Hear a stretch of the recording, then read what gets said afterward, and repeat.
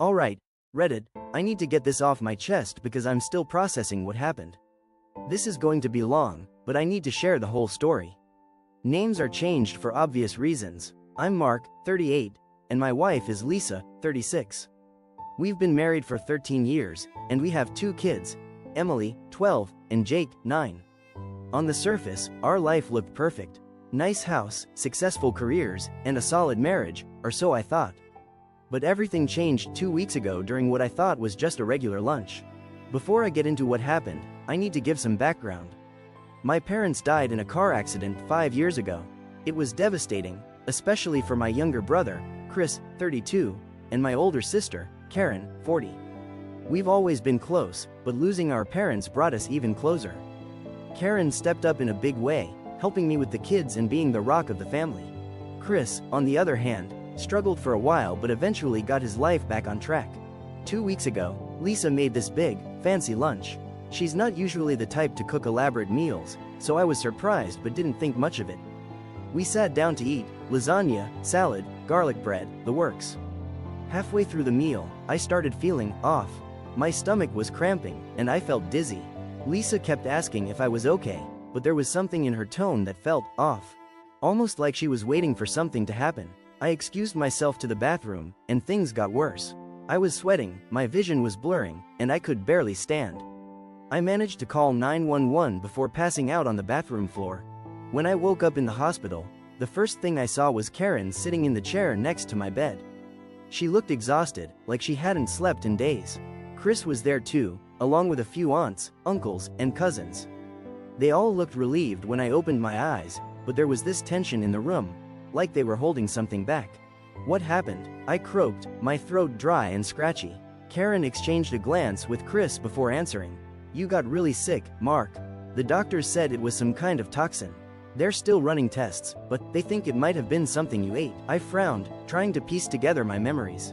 The last thing I remembered was that lunch with Lisa. The lasagna, the salad, the way I'd started feeling sick halfway through the meal. I looked around the room. Where's Lisa? Karen hesitated. She's at home with the kids. She's been here every day, but she went back to check on Emily and Jake. She's been a wreck, Mark. She's so worried about you. That didn't sit right with me. Lisa had been acting strange during lunch, almost too attentive. And now I was in the hospital with some mysterious toxin in my system? Something felt off, but I was too weak to push it. Over the next few days, more family members came to visit. My aunt and uncle, a couple of cousins, even some old family friends. Everyone was buzzing with theories about what had happened to me. I could hear them whispering in the hallway when they thought I was asleep. Do you think it was food poisoning?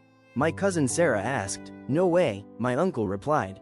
Mark's not the type to eat something sketchy. This feels deliberate. You don't think Lisa had something to do with it, do you? My aunt chimed in, her voice low. Don't be ridiculous, Karen snapped, but even she didn't sound convinced. The gossip was relentless. Some people thought I'd been exposed to something at work. I'm an engineer, so it wasn't entirely out of the question. Others speculated it was some kind of freak accident. But there was this undercurrent of suspicion, especially when it came to Lisa. No one wanted to say it out loud, but I could tell they were all thinking it. Meanwhile, Lisa was playing the role of the devoted wife perfectly. She showed up at the hospital every day, bringing me homemade soups and sitting by my bedside for hours. She cried when the doctors updated her on my condition and thanked my family for their support. She even organized a meal train for the kids so she could spend more time at the hospital. But there were little things that didn't add up. Like the way she'd flinch whenever someone mentioned the word poison. Or how she'd change the subject whenever my family asked her what we'd eaten for lunch that day. She was careful, though, always ready with an excuse or a plausible explanation. I just feel so guilty, she told Karen one day, tears streaming down her face. I should have noticed something was wrong. What if I'd waited too long to call 911? I could have lost him. It was a convincing performance. So convincing, in fact, that even I started to doubt my suspicions. Maybe it was just a freak accident. Maybe I was being paranoid. After 2 grueling weeks in the hospital, I was finally discharged. The doctors said I was lucky to be alive, and I couldn't shake the feeling that luck had very little to do with it. Lisa was there to pick me up, her face a mask of concern and relief. She helped me into the car, fussing over me like I was made of glass. Are you comfortable? Do you need a pillow? I brought water and some snacks in case you get hungry, she said, her voice dripping with sweetness. It was the kind of attention that would have warmed my heart just a month ago. Now, it made my skin crawl. When we got home, the house was spotless. Lisa had clearly gone out of her way to make everything perfect. Fresh flowers on the table, the kids' artwork displayed on the fridge, and the faint smell of lemon cleaner in the air. Emily and Jake ran to hug me the moment I walked in, their little faces lighting up with relief. "Daddy, we missed you so much," Emily said, squeezing me tightly. "Mom said you were really sick, but you're better now, right?" Jake asked, his eyes wide with worry. I forced a smile and ruffled his hair. "Yeah, buddy, I'm better now." Lisa hovered in the background, watching us with a smile that didn't quite reach her eyes. "Why don't you two go play for a bit?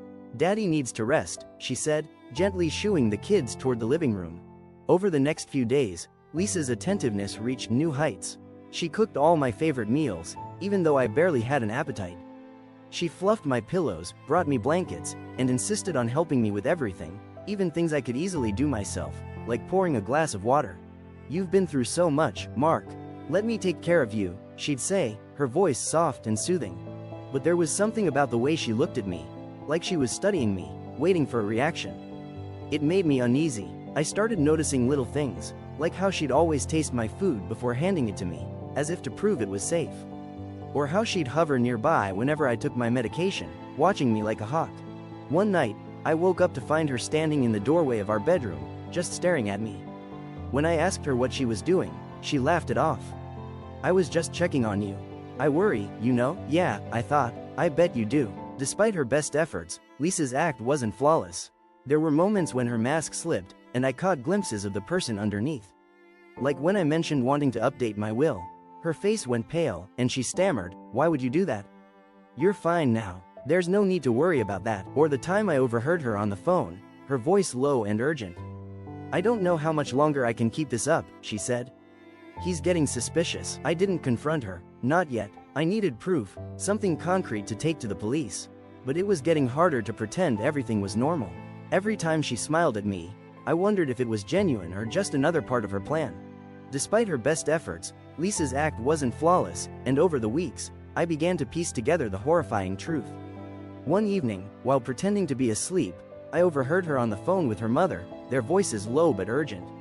I was so close to ending it. "Mom," Lisa whispered, her tone a mix of frustration and desperation. "But he survived, and now we need another plan." Her mother's response sent chills down my spine. "You need to finish what you started. He's a liability now. If you don't act soon, everything will fall apart." It became clear that Lisa's mother was the mastermind behind this twisted scheme, pushing her daughter to get rid of me for the inheritance. I could hear the cold calculation in her voice, the way she spoke about me like I was nothing more than an obstacle to their financial freedom. "You've already come this far," her mother said. "Don't let sentimentality ruin everything. Think about the kids. Think about your future."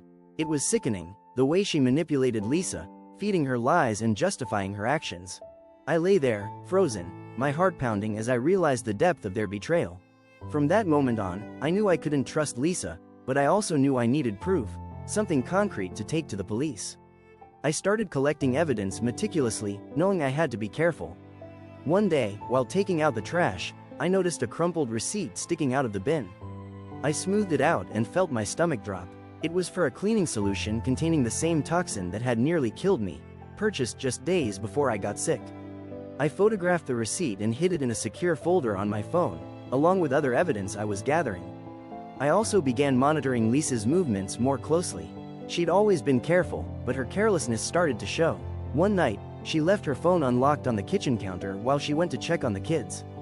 I quickly grabbed it and scrolled through her messages.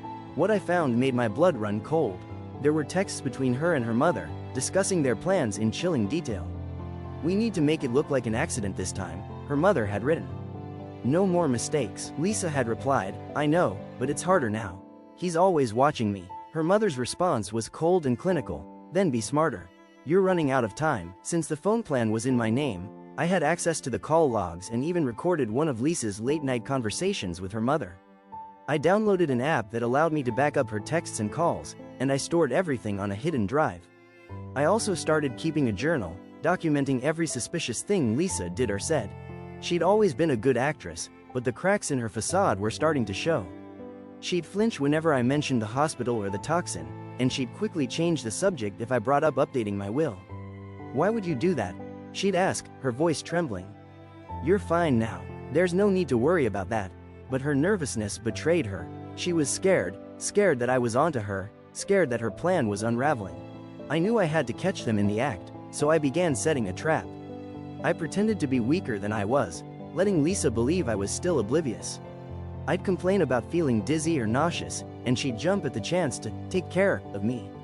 Every smile, every kind gesture from her felt like a knife twisting in my gut, but I played along, biding my time. I even started leaving fake documents around the house, like a draft of a new will that left everything to the kids and my siblings instead of her. I wanted to see how she'd react. Sure enough, I caught her reading it one night, her face pale and her hands shaking.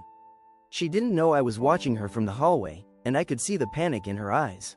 She quickly took a photo of the document and sent it to her mother, along with a message: "We need to move faster." The more evidence I gathered, the more I realized how sloppy they'd been.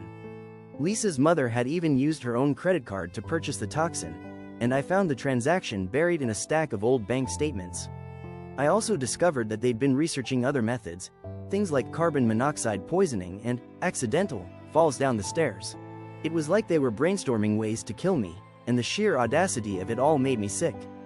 But I kept my cool, knowing that I had to stay one step ahead of them. Now, I'm at a crossroads. I have enough evidence to go to the police, but I'm terrified of what this will do to the kids. Emily and Jake adore their mother, and I don't know how to explain to them that she tried to kill me. I also worry about Lisa's mother. She's cunning and manipulative, and I don't know how far she'll go to protect herself. But I can't keep living like this, waiting for the other shoe to drop. I need to protect my kids, no matter what. Reddit, I don't know what to do. Should I go to the police now, or should I wait and try to gather more evidence? How do I protect my kids from the fallout? I feel like I'm living in a nightmare, and I don't know how to wake up. Update 1. After gathering enough evidence to confirm my suspicions, I knew I needed help. That's when I reached out to my old friend, Officer Dave, a cop I'd known since high school. Dave and I had always stayed in touch, and I knew he was someone I could trust. When I told him everything, the toxin in my system, Lisa's strange behavior, the text messages, and her mother's involvement, he didn't hesitate. "Mark, you need to be careful. If they're already desperate, they might try again," Dave warned. "But if you want to catch them in the act, we need to be smart about this." Together, we came up with a plan. Dave would help me document everything officially, and we'd work on setting up a sting operation to catch Lisa and her mother red-handed. In the meantime, I played the role of the unsuspecting husband, making Lisa believe I was still weak and clueless about her intentions. Then came the night that changed everything. Lisa's parents invited us over for dinner. This wasn't unusual. They often had us over for family meals. But something felt off that night. Lisa was unusually fidgety, her hands trembling slightly as she set the table. Her mother, usually full of small talk and fake warmth, was quieter than usual, her eyes darting to Lisa every so often as if they were silently communicating. Lisa and her mother had cooked the meal together: roast chicken, mashed potatoes, and green beans. It looked normal, smelled normal, but I knew better than to trust it. When Lisa served my plate, I saw the slight hesitation, the way she quickly glanced at her mother before placing the food in front of me. I picked up my fork but didn't eat. Instead, I forced a smile. "Before we start, I actually wanted to talk to everyone about something important." Lisa's mother stiffened. "What is it, dear?" "I've been thinking a lot about my will and life insurance policy," I said, watching Lisa's reaction closely. "After what happened, I realized I needed to make some changes. I want to make sure that, no matter what, my kids are taken care of." Lisa swallowed hard, her face paling. "Mark, why are we talking about this now?" "You're fine, I know, but it's something that's been on my mind," I continued. "So, I've decided that my life insurance payout will go directly into a trust fund for Emily and Jake's college tuition. And as for you, Lisa, I've arranged for you to receive $2,000 a month for the next 5 years to help you transition into a new life, should anything happen to me." Silence filled the room. Lisa's mother's grip on her fork tightened, and Lisa herself looked like she had seen a ghost. You changed the policy?" she asked, voice barely above a whisper. "Yeah, just last week. Signed and notarized." I leaned back, watching their reactions. Figured it was the right thing to do. That's when I saw it. The barely concealed panic in Lisa's eyes. Her mother, always composed, forced a tight-lipped smile. That's very responsible of you, Mark. I could practically hear the wheels turning in their heads. Their entire plan had revolved around a huge payout, money that Lisa's mother clearly had her sights on. But now, that money was out of reach, and they knew it. Before they could recover, I pulled out my phone and sent a quick message to Dave. It's happening. Less than 10 minutes later, there was a knock at the door. Lisa jumped, her face draining of color. Who could that be? Dave arrived at the house, his expression unreadable as he stepped inside. He was dressed casually, but there was an air of authority about him that immediately made Lisa tense up. Without saying much, he pulled out a pair of latex gloves, took out an evidence bag, and carefully approached the dining table where my untouched plate of food sat. "All right, Mark," Dave said, pulling out his phone and snapping a few pictures. "I'm bagging this as evidence. We'll get it tested for any foreign substances, particularly toxins. The lab I use for forensic testing can determine if there's anything harmful in here." Lisa's face drained of color. Her mother, who had been standing beside her, immediately spoke up. "Oh, come on, this is ridiculous," she scoffed, forcing a laugh. "It's just dinner. Lisa and I made it together, and we ate the same meal. Are you seriously suggesting that there's something wrong with it?" Lisa quickly nodded in agreement, her voice trembling slightly. "Mark, honey, you really think I would do something to hurt you? I mean, this is crazy. Maybe it's just a bad batch of ingredients. Or maybe it's something else that made you feel weird." Dave didn't even glance at them as he sealed the evidence bag and placed it into a secure container. "That's what we're going to find out," he said simply. "The lab will test for a range of substances, including common household poisons, heavy metals, and other toxins. If there's nothing in it, then great. But if there is, well, that's a whole different conversation." Lisa's mother's face twisted into something between outrage and panic. "This is unnecessary. Just throw it away, for God's sake. If Mark was sick, it was probably from something else. Why are you trying to make this into some kind of conspiracy?" Dave finally looked up at her, his gaze hard. "Because we take potential poisoning cases seriously," he said firmly. "And if you have nothing to hide, then you shouldn't be worried about what the tests will or won't show." Lisa's hands were shaking now, and she tried to force a smile. "Dave, please, this is humiliating. You're making me look like a criminal in my own home. Can't we just let this go?" I crossed my arms, my voice firm. "No, we can't. If there's nothing in that food, then you have nothing to worry about. But if there is, then I think we all know what that means." Lisa and her mother exchanged a nervous glance, the weight of the situation finally sinking in. Dave gave me a nod before heading to the door, his evidence bag secure in his grip. "I'll let you know as soon as I have results. Until then, I'd be very careful about what you eat, Mark." As he left, Lisa stood frozen, her eyes darting to her mother, who looked just as terrified as she did. The walls were closing in, and they both knew it.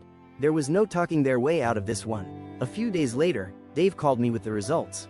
I could hear the tension in his voice even before he spoke. "Mark, we got the test results back. The food was laced with a toxic substance, one that doesn't occur naturally in any of the ingredients. There's no doubt about it. Someone deliberately poisoned your meal." A cold chill ran down my spine. Even though I had suspected it all along, hearing it confirmed made it feel even more surreal. There was no way to rationalize or explain it away now. Lisa and her mother had tried to poison me. Without hesitation, I told Dave to move forward with pressing charges. "I want them both arrested," I said, my voice devoid of any emotion. "I don't care what it takes. They need to pay for what they did." Within hours, officers arrived at the house. Lisa was in the kitchen when they walked in, and when she saw the badges, she turned as pale as a ghost. "Mark, what's going on?" she stammered, looking at me for answers she already knew. Dave stepped forward, his expression hard. "Lisa, we have evidence that the food you prepared for your husband contained a toxic substance. We have no choice but to take you into custody." Lisa's mother, who had been sitting in the living room, immediately jumped to her feet. "This is absurd. There must be a mistake. Mark, tell them," she shrieked, but I just stood there, my face like stone. I had nothing left to say to either of them. The officers moved in, placing Lisa in handcuffs as she started sobbing hysterically. "Mark, please, I love you, I would never, this is all a misunderstanding." But I didn't react, I just watched as they led her out the door. Then, her mother tried to make a run for it, bolting toward the back door. But she didn't get far. Another officer intercepted her, tackling her to the ground before slapping cuffs on her wrists. "You're under arrest for conspiracy to commit murder," the officer said, his voice firm. Lisa's mother started screaming, cursing. and thrashing as they dragged her outside. The neighbors had started gathering, watching the commotion unfold with wide eyes. Lisa, now in the back of the squad car, sobbed uncontrollably, but I couldn't bring myself to care. The woman I had trusted, the mother of my children, had tried to take my life. There was no coming back from that. Lisa's father, James, had been completely in the dark about what his wife and daughter had been plotting. When the truth came to light, he was devastated. He couldn't believe that the woman he had been married to for over 40 years was capable of such a heinous act, let alone that his own daughter was complicit. He felt betrayed and disgusted, struggling to come to terms with the reality that his wife had tried to murder his son-in-law for money. He apologized profusely to me, expressing his deep sorrow and shame for what had happened. I could see the pain in the older man's eyes. He had truly not known. Meanwhile, Lisa and her mother wasted no time hiring high-powered lawyers to fight the charges. When they arrived at court for the first hearing, they walked in with smug expressions, dressed immaculately and acting as if they were the victims. Lisa even had the audacity to flash a small smirk at me, as if she thought she would walk away from all of this unscathed. But I had come prepared. The moment the prosecution laid out their case, the mood in the courtroom shifted. The smug confidence on Lisa and her mother's faces began to falter as the documented evidence was revealed. The lab results confirming the presence of toxins in my food, the phone records detailing their chilling conversations, and the financial records showing the recent purchase of the poison were all presented methodically. My cop friend, Dave, was called to testify about how he had collected the food sample that night and ensured it was properly tested. Then came the bombshell, the secret recordings. When the audio of Lisa's late-night conversation with her mother played, the entire courtroom fell into stunned silence. Lisa's voice, clear as day, admitted to the poisoning attempt. Her mother's words of encouragement, urging her to finish what she started, sealed their fate. The jury listened intently, many shaking their heads in disbelief. Lisa's face drained of all color, and her mother, who had walked in so confidently, visibly shrank in her seat. Their lawyers scrambled to object, but the evidence was overwhelming. It was undeniable. The very thing they had feared the most, the truth, was now laid bare for everyone to see. Lisa turned to me with desperate, pleading eyes, as if hoping he would show her mercy. But there was none left to give. The case was no longer about manipulation, no longer a game of deceit and power plays. This was the cold, hard truth of what they had done. And now, there was no escaping the consequences. The courtroom was packed on the day the verdict was read. Lisa and her mother had walked in with smug expressions, clearly believing their lawyers would get them out of this mess. But they hadn't accounted for the mountain of evidence that had been gathered against them. The prosecution laid everything out in devastating detail. The toxicology reports confirming the poison in my system, the tainted food collected as evidence, the text messages between Lisa and her mother discussing their plans, and the damning recording of their late-night conversation about finishing what they started. The jury didn't need long to deliberate. When the judge finally announced the verdict, guilty on all counts, the courtroom was silent for a brief moment before Lisa let out a strangled gasp.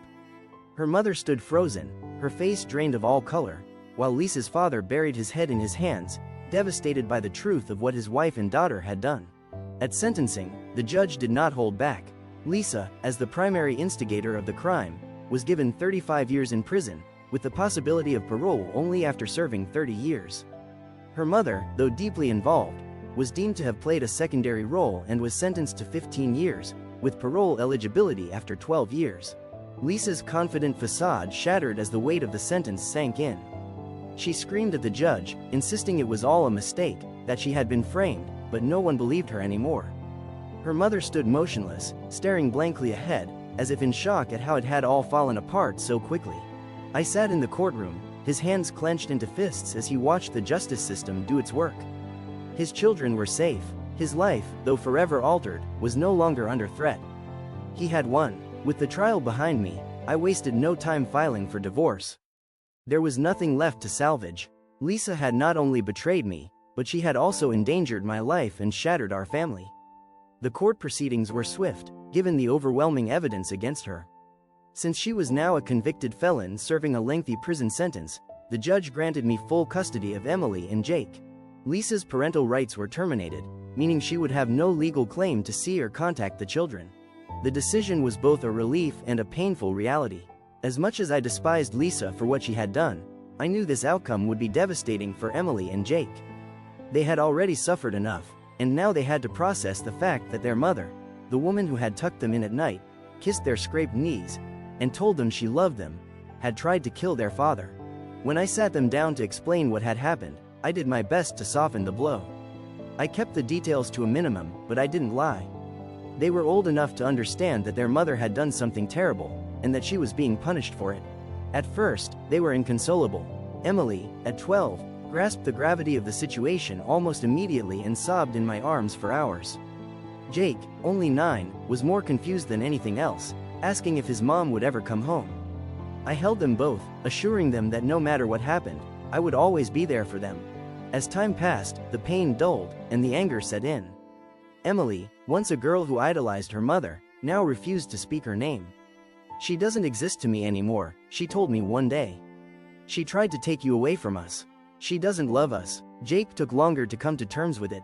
He had moments where he asked if his mother was sorry or if she missed them, but the more he learned, the more he, too, withdrew from any thought of her.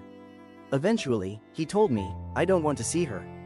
I don't even want to talk to her." Despite Lisa's desperate attempts from prison to reach out, letters that I refused to show the kids, pleading messages sent through her lawyer, Emily and Jake wanted nothing to do with her. They had made their choice, and I respected it. With time, the three of us rebuilt our lives. Therapy helped the kids process the trauma, and I threw myself into being both mother and father to them. I attended every school event, every game, every recital, ensuring they never felt like they were missing anything. Lisa, locked away in prison, faded from our world. She had made her choice, and now she had to live with it. As for me, I finally had peace, knowing that my children were safe and that the woman who had tried to destroy our family would never have the chance to hurt them again. With the trial behind me, I wasted no time filing for divorce. There was nothing left to salvage. Lisa had not only betrayed me, but she had also endangered my life and shattered our family. The court proceedings were swift, given the overwhelming evidence against her. Since she was now a convicted felon serving a lengthy prison sentence, the judge granted me full custody of Emily and Jake. Lisa's parental rights were terminated, meaning she would have no legal claim to see or contact the children. The decision was both a relief and a painful reality. As much as I despised Lisa for what she had done, I knew this outcome would be devastating for Emily and Jake. They had already suffered enough, and now they had to process the fact that their mother, the woman who had tucked them in at night, kissed their scraped knees, and told them she loved them, had tried to kill their father. When I sat them down to explain what had happened, I did my best to soften the blow. I kept the details to a minimum, but I didn't lie. They were old enough to understand that their mother had done something terrible, and that she was being punished for it. At first, they were inconsolable. Emily, at 12, grasped the gravity of the situation almost immediately and sobbed in my arms for hours. Jake, only 9, was more confused than anything else, asking if his mom would ever come home. I held them both, assuring them that no matter what happened, I would always be there for them. As time passed, the pain dulled, and the anger set in. Emily, once a girl who idolized her mother, now refused to speak her name. "She doesn't exist to me anymore," she told me one day. "She tried to take you away from us. She doesn't love us." Jake took longer to come to terms with it. He had moments where he asked if his mother was sorry or if she missed them, but the more he learned, the more he, too, withdrew from any thought of her. Eventually, he told me, "I don't want to see her. I don't even want to talk to her." Despite Lisa's desperate attempts from prison to reach out, letters that I refused to show the kids, pleading messages sent through her lawyer, Emily and Jake wanted nothing to do with her. They had made their choice, and I respected it, but Lisa didn't just accept her fate. After the divorce was finalized and I had full custody, she fought back. From prison, she filed multiple motions, attempting to gain visitation rights, arguing that her children needed their mother, that she could change, and that she deserved a chance to make things right. She claimed that her actions were out of character, that the circumstances had driven her to desperation, and that her relationship with Emily and Jake wasn't over. I wasn't about to let her anywhere near them. The very idea of allowing her to re-enter their lives after everything she had done felt like a betrayal. I stood firm in court, presenting the facts, the undeniable truth of what she had tried to do. The prosecution had laid out the evidence of her plan in full detail. There was no denying it. The look of horror and disbelief on my children's faces when they learned the truth was something I'll never forget. Lisa had lost any right to be their mother the moment she put a plan in motion to end my life. During the hearings, Lisa's lawyer attempted to paint a picture of a remorseful woman, one who was willing to turn over a new leaf. But the court wasn't swayed. The judge saw through her manipulations, seeing the destruction she had caused, not only to me but to the kids. They were victims, too, and they didn't deserve the pain of having to navigate her emotional games. In the end, Lisa lost her bid for visitation. The judge terminated her parental rights entirely. It was the hardest decision I had to witness for the kids, but it was the only one that made sense. They were free from her hold now, and I could finally focus on what was best for them. With time, the three of us rebuilt our lives. Therapy helped the kids process the trauma, and I threw myself into being both mother and father to them. I attended every school event, every game, every recital, ensuring they never felt like they were missing anything. Lisa, locked away in prison, faded from our world. She had made her choice, and now she had to live with it. As for me, I finally had peace, knowing that my children were safe and that the woman who had tried to destroy our family would never have the chance to hurt them again.